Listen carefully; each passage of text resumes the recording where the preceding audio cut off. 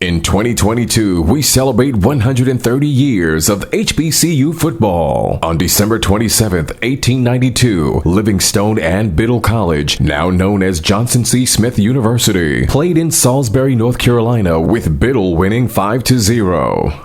Over time, HBCU football has evolved. HBCU football's popularity continues to rise. Millions attend games each year and millions more watch on television. The HBCU bands provide some of the top entertainment in the country.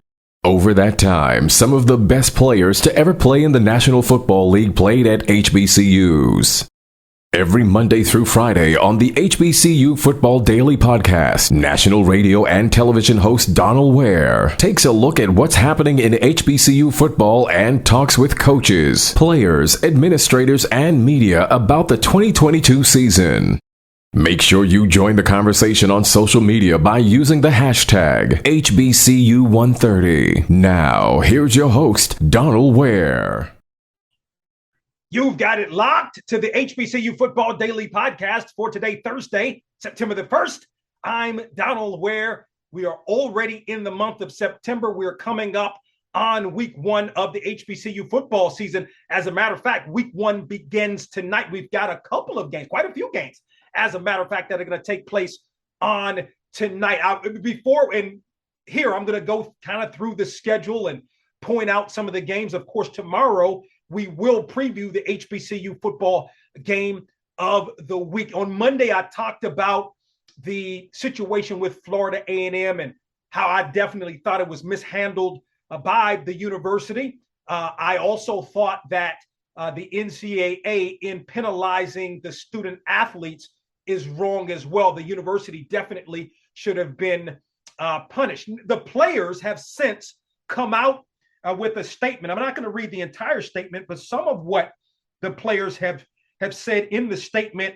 One of the excerpts, I would say, from the statement says, quote, "We are not the everything that's been going on in terms of the ineligibility would, quote, imply, quote, we are not performing in the classroom," which again, as I said on Monday, it's not necessarily the case. As a matter of fact, it's not the case. It's just that as they've said in this letter, they have been misadvised and misrepresented, and that they're going to kneel after the game against Jackson State on Monday during the Marching 100s performance after the game. Wouldn't it be ironic?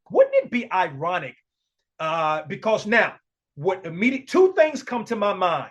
I mentioned one of them on Monday when I mentioned going back to the 2003-2004 season when Florida A&M was trying to make that move to then FBS,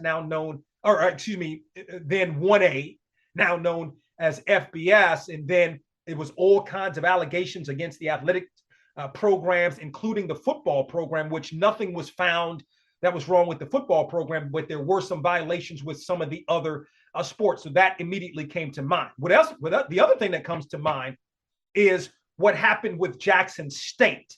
Remember going back, not with Jackson State, it indirectly with Jackson State. It happened with Grambling. Remember the 2013 season when Grambling protested the game they were supposed to play against Jackson State because of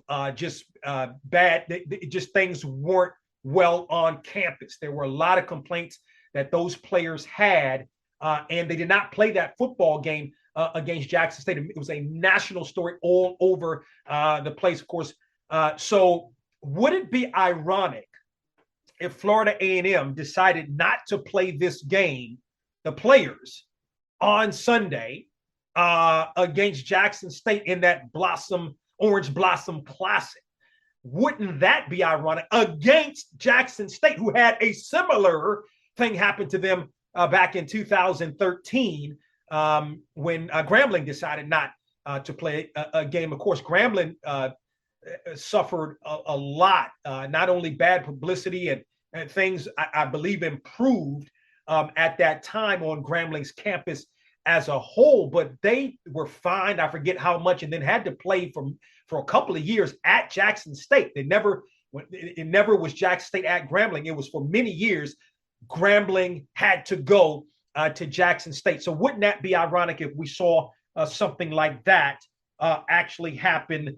I'm not saying that it will or suggesting or anything, but wouldn't it be ironic if that actually were to happen? A lot is going on. The president, Robinson's under a lot of fire. And I'll be honest, man, I thought that his response, the statement he put out actually before the game was at best callous. I mean, you didn't, it was one of those things where you just wanted to sort of absolve yourself and didn't really speak to the issues. And I thought that was a serious mistake. And we're seeing the blowback of Florida A&M, and the president specifically is really seeing the blowback because the student athletes, the football players, pointed specifically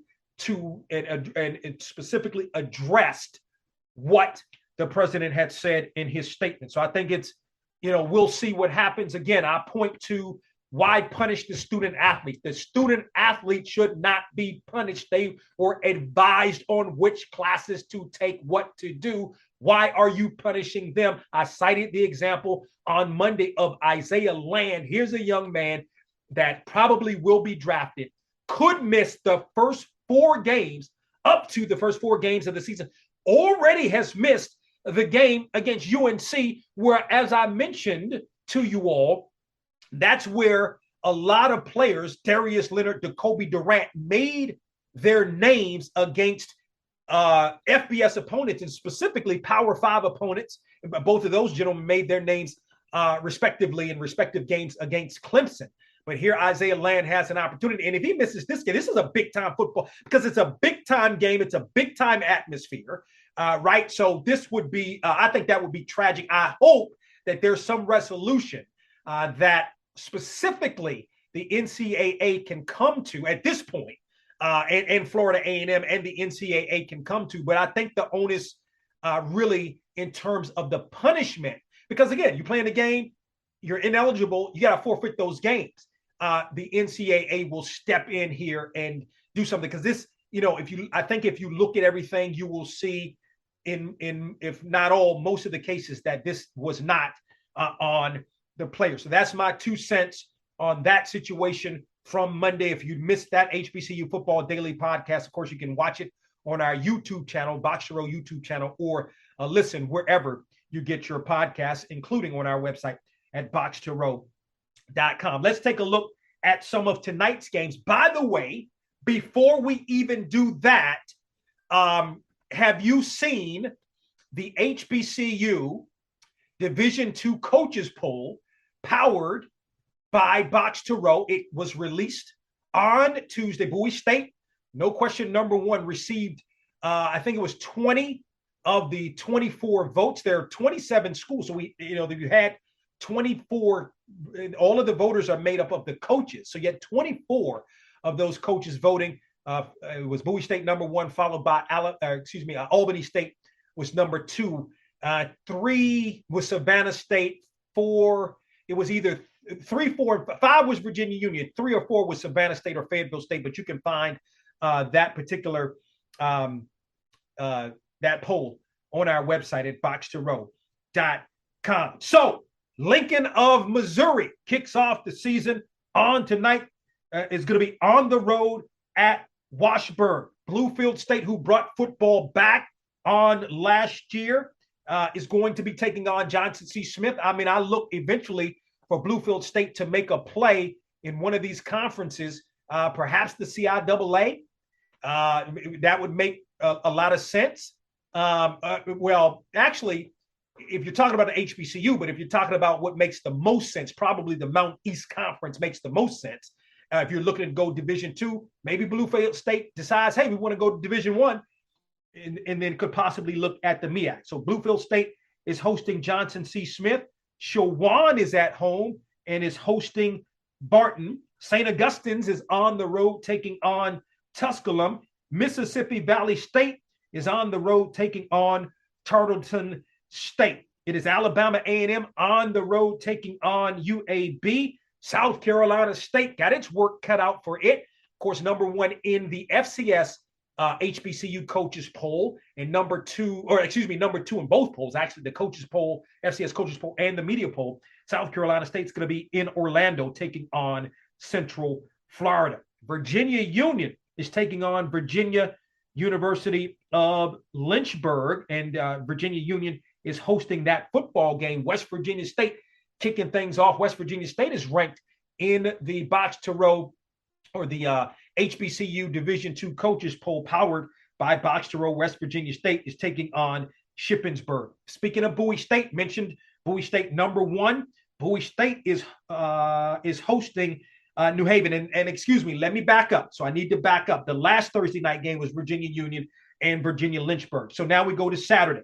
We go to Saturday. West Virginia State hosting Shippensburg. Bowie State is hosting New Haven. Kentucky State is hosting Delta State. It is Tennessee State on the road taking on Eastern Washington. Delaware State, who, again, a hot take for me, Delaware State to win the MEAC this year. It begins at home. Got a nice schedule, too. Really nice schedule. I think it's 7 home games. But Delaware State is going to be hosting Lincoln of Pennsylvania. Norfolk State's going to be on the road playing up against Marshall. Bethune-Cookman playing up, going to be on the road at Miami, the University of Miami.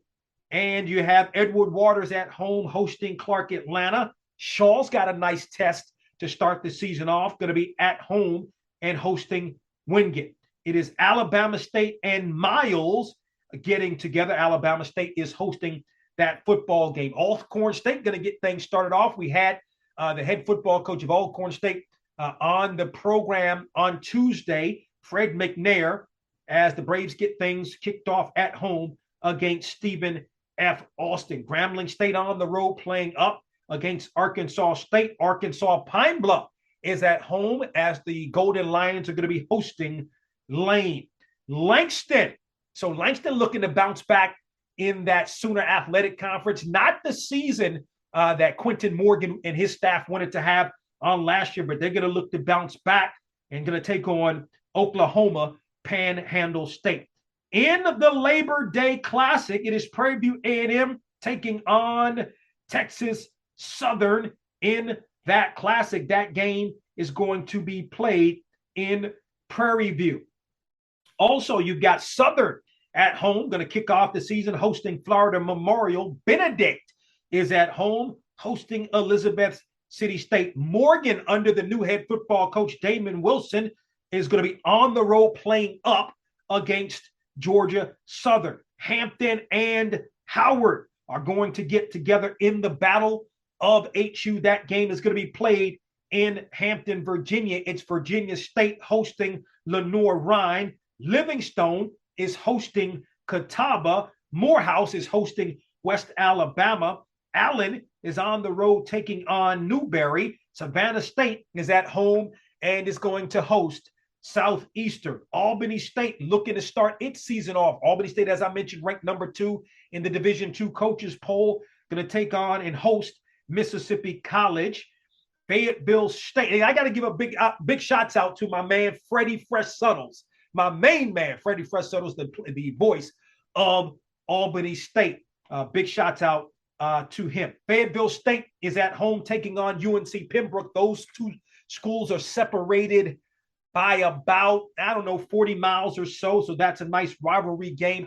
In Charlotte, the Aggie Eagle Classic is back. North Carolina Central and North Carolina A&T going to get together in Charlotte. Can't wait for that game. Going to be calling that game in Charlotte. Then on Sunday, the aforementioned football game. Jackson State and Florida A&M are going to get together. The Orange Blossom Classic in Miami Gardens, Florida. Should be an outstanding football game, nationally televised on ESPN2, and we'll see. I got to see where we are tomorrow because that's gonna be the game we're gonna preview tomorrow. I'm gonna preview it tomorrow. I'll do the best I can to preview it based upon who we know is going to be eligible, but you may have some guys get eligible Friday and maybe even up to Saturday. So we got to see how that sort of plays out before I'll preview the game. And, we'll see if I'm able to give a prediction. Central State and Winston-Salem State going to play in Canton, Ohio on tomorrow, and Tuskegee and Fort Valley State going to get together in the Red Tails Classic in Montgomery, Alabama. So that should be a great football game. Two SIAC opponents playing. Remember, last year, Fort Valley State beat Tuskegee. It may have been in this game, and it was a nationally televised game on ESPNU.